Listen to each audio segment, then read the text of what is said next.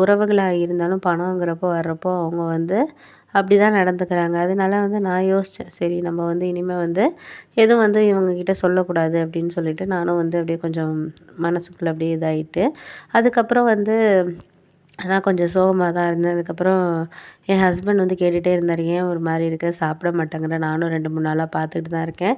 என்ன விஷயம்?" அப்படின்னு சொல்லிட்டு கேட்டாரு. அதுக்கப்புறம் நான் சொன்னேன், "இது மாதிரி இல்லைங்க, அக்கா வந்து கொஞ்சம் கடனா பணம் கேட்டுச்சு.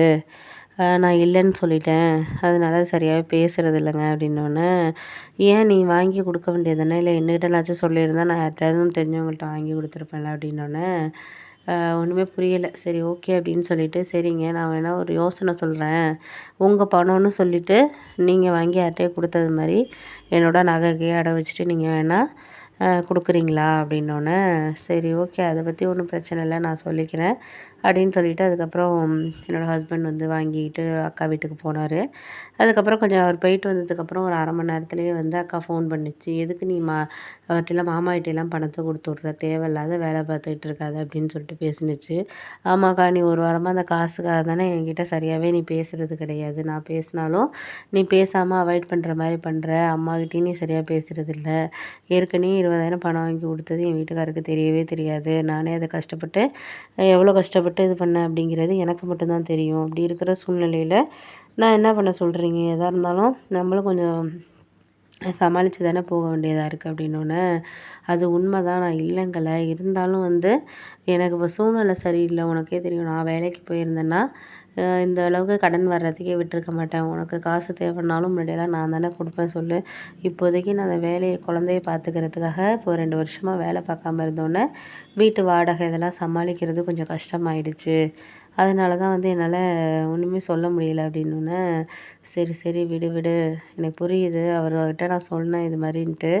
அவர் தான் வந்து யார்ட்டயோ வாங்கிட்டு வந்து குடுத்துருக்காரு. அதனால நீ ஒண்ணும் இது பண்ணிக்காத.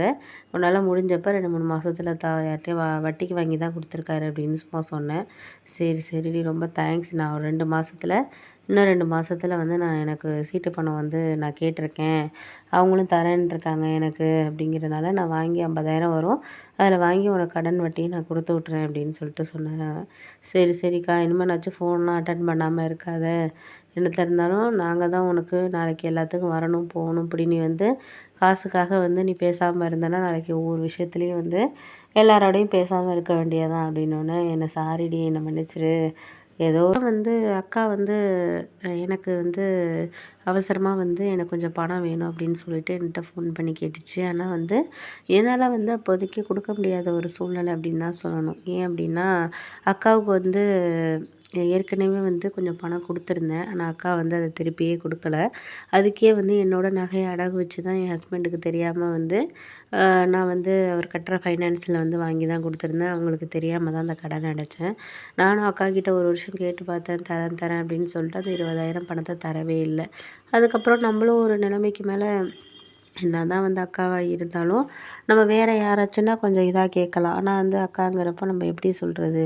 அவங்களுக்கு வந்து நம்ம வாங்கி குடுத்துட்டு கடைசியில வந்து என் ஹஸ்பண்டுக்கு தெரியாம வந்து என்னோட நகைய அடகு வச்சுட்டு, அதுக்கப்புறம் வந்து அது இதுன்னு சொல்லிட்டு வீட்டு செலவுலேருந்து மிச்சம் பண்ணி, மிச்சம் பண்ணி 1 வருஷம் ஆகுச்சு அந்த நகைய திருப்புறதுக்கு எனக்கு.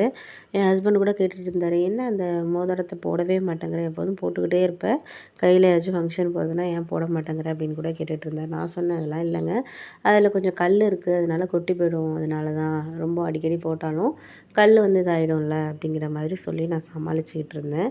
இப்போ வந்து திடீர்னு அக்கா வந்து ஒரு 20,000 பணம் வேணும்னு மறுபடியும் கேட்குறப்போ, என்னால வந்து ஒரு தடவ தான் வந்து நம்ம வாங்கி குடுத்துட்டு தேவையில்லாம நான் பயந்து பயந்து ஒரு வருஷமா வந்து இது பண்ணேன். இப்பயும் அதே மாரி இருக்க முடியாது. அதோட என்ட்ட பணமும் இல்லக்கா அப்படின்னு சொன்னதுக்கப்புறம், அக்கா ஃபோனே அடிக்கிறதில்ல. 1 வாரத்துக்கு மேல ஆகப்போது ஃபோனே பண்றதில்ல.